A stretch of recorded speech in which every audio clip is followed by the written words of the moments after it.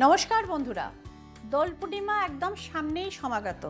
তো বন্ধুরা, দোল পূর্ণিমা আমাদের সারা ভারত জুড়ে, পশ্চিমবঙ্গ জুড়ে এবং সারা বিশ্ব জুড়ে কিন্তু পালিত হয় দ্য কালার্স ফেস্টিভ্যাল, অর্থাৎ ফেস্টিভ্যাল অফ কালার্স। তো সুতরাং মানুষ মানুষকে রং দেন, আবির দেন, কিন্তু এটার আগের দিন আরেকটি রিচুয়াল, যেটা রাজপুতানা, উত্তর ভারত, বিহার, ঝাড়খণ্ড এবং আমাদের এখানেও কিঞ্চিত এটা পালন করা হয়, যেটাকে আমরা বাংলায় বলি চাঁচর বা ন্যাড়া পোড়া। সেটি নন বেঙ্গলি কমিউনিটি অর্থাৎ অবাঙালিদের মধ্যে প্রচলিত আছে হোলিকা দহন নামে। তো হোলিকা ব্যাপারটি কি? হোলিকার পৌরাণিক গল্প বা মিথ অনুযায়ী হোলিকা ছিলেন, সেই গল্পটি একটু ছোট্ট করে আপনাদের বলে দিই, যেটি ছিলেন যে দৈত্যরাজ হিরণ্যকশিপুর বোন, অর্থাৎ তার নিজের বোন। এইবারে তিনি হিরণ্যকশিপু আর ব্রহ্মার বরে কিন্তু হয়ে উঠেছিলেন অজেয়, এবং তিনি এমন বরদান পেয়েছিলেন যে তাকে বধ করাটা দেবতাদের পক্ষে প্রায় অসম্ভব হয়ে উঠেছিল। লাস্টে তিনি শ্রী বিষ্ণু ভগবান তাকে নৃসিংহ রূপ ধরে বধ করেন। তো সেটি একটি ডিফারেন্ট স্টোরি। আজকে আপনাদের বলবো তার বোন হোলিকা, অর্থাৎ যে জন্মসূত্রের রাক্ষসী, তার গল্প।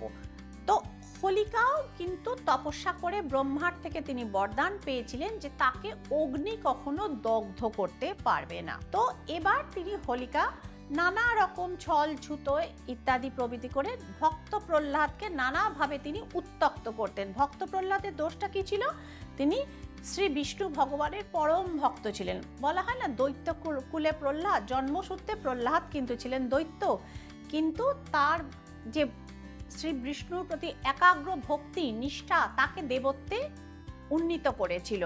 তো তিনি প্রচুর মানুষকে সহযোগিতা করতেন এবং তার শত্রুকেও তিনি শত্রু জ্ঞান করতেন না, তাদেরও তিনি উপকার করার চেষ্টা করতেন। তো এখানে ভক্ত প্রহ্লাদকে হত্যা করার বহুবার ষড়যন্ত্র হয়েছে এবং ভগবান শ্রী বিষ্ণুর কৃপায় বহুবার তিনি রক্ষা পেয়েছেন। এরকম সময় যিনি ব্রহ্মার বর প্রাপ্ত ছিলেন রাক্ষসী হোলিকা, হিরণ্যকশিপুর বোন, তিনি একটি ফন্দি আঁটলেন।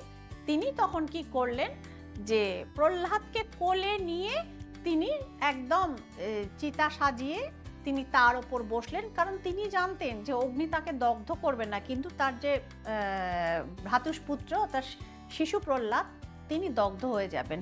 কিন্তু বন্ধুরা, ঈশ্বর সবসময় ন্যায়ের পক্ষে থাকেন। বলে না ভগবান কি ঘর মে দের হ্যায় অন্ধের নেই হ্যায়। তো সুতরাং শেষ পর্যন্ত সেই বলে না উইন ওভার দ্য ইভিল, অধর্মের ওপর ধর্মের বিজয় হয়েছিল। আশীর্বাদ বা বরদান প্রাপ্ত রাক্ষসী হোলিকা তিনি অগ্নিদগ্ধ হয়ে যান, অগ্নি তাকে গ্রাস করে এবং ভক্ত প্রহ্লাদ একদম সুস্থ অবস্থায় তিনি কিন্তু চিতা থেকে নেমে আসেন। অর্থাৎ এই ক্ষেত্রেই হচ্ছে অশুভ শক্তির ওপর শুভ শক্তির বিজয়। এটাই হচ্ছে হোলিকা দহনের মূল জায়গা। এবার হচ্ছে যে হোলিকা দহন পালন করা হয় কোথায়?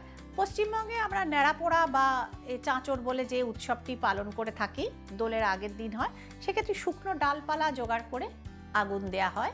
এবং পশ্চিমবঙ্গের বাইরে যে বললাম বিহার, ঝাড়খণ্ড, রাজপুতানা, সমগ্র উত্তর ভারতে এই প্রথাটি প্রচুর প্রচলন রয়েছে। এবং এটির সাথে মিথটা তো আমি বলে দিলাম, কি গল্প এক্ষেত্রে প্রচলিত রয়েছে, লোকগাথা।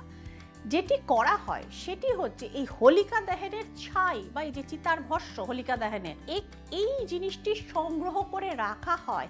এবং ধরুন যে মামলা মোকদ্দমা তারিখ পে তারিখ, অর্থাৎ আপনি কাঁচা চুলে মামলা শুরু করেছিলেন, আপনার চুল পাকা পর্যন্ত দেখছেন মামলাটা চলছে, বা আপনি অকারণে ফেসে গেছেন কোনো অফিসিয়াল পলিটিক্স বা ষড়যন্ত্রে, বা এমন কেউ শত্রুতা করেছে, আপনার রমরমা ব্যবসা সেক্ষেত্রে ভরাডুবি করিয়ে দিয়েছে, আপনি বুঝতে পারছেন, কিন্তু আমাদের আদালত কিন্তু তার সাক্ষ্য প্রমাণের ওপর চলে। আপনার হাতে সঠিক প্রমাণ নেই, আপনি জানেন অন্য কেউ অন্যায় করেছে আপনার বা আপনার পরিবারের সাথে, আপনি কিছুতেই সেটাকে দমন করতে পারছেন না, জানা সত্ত্বেও প্রমাণ করতে পারছেন না। যদি শত্রুকে এরকম কঠিনভাবে আপনি দমন করতে চান আপনার ন্যায় পক্ষ বিজিত হোক এবং দেখছেন যে আপনাকে সাপোর্ট করবার মতো কেউ নেই, সেক্ষেত্রে হোলিকা দহনের এই ক্রিয়াটি করুন। অবাধ্য শত্রু, পাওয়ারফুল শত্রু বা এমন অনেক শত্রু থাকে যারা ধরুন সামাজিকভাবে বা অনেক রাজনৈতিকভাবে বা বিভিন্নভাবে ক্ষমতাশীল, হ্যাঁ, মানে ক্ষমতা মানে পলিটিক্যাল পাওয়ার না, মানে প্রভাবশালী শত্রু, যে তার এগেনস্টে মুখ খুললে আপনার বা আপনার পরিবারের বড় বিপদ হতে পারে। সে সমস্ত জায়গাতেও কিন্তু এই ক্রিয়াগুলো কিন্তু সেক্ষেত্রে করাতে পারেন এবং সেক্ষেত্রে কিন্তু অবশ্যই ফল পাওয়া যায়।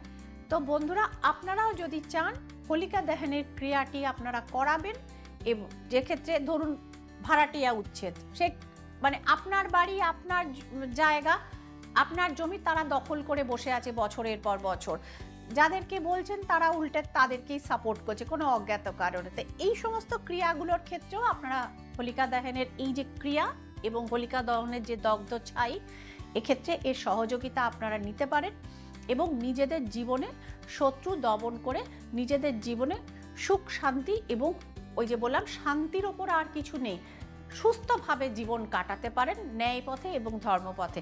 যদি প্রয়োজন বোধ করেন যোগাযোগ করবেন শ্রীময়ীর নিম্নলিখিত নাম্বারগুলিতে, এবং একটি ইমার্জেন্সি নাম্বার রয়েছে। এবং এই ভিডিওটিকে যত দ্রুত সম্ভব লাইক, শেয়ার এবং সাবস্ক্রাইব করে ছড়িয়ে দিন সকলের মধ্যে, কারণ প্রচুর মানুষ আছেন যারা অন্যায় নিজেরা করেনি কিন্তু অন্যের লোক তাদের উপর অন্যায় করেছে এবং তারা ক্ষতিগ্রস্ত হচ্ছেন দিনের পর দিন, বছরের পর বছর।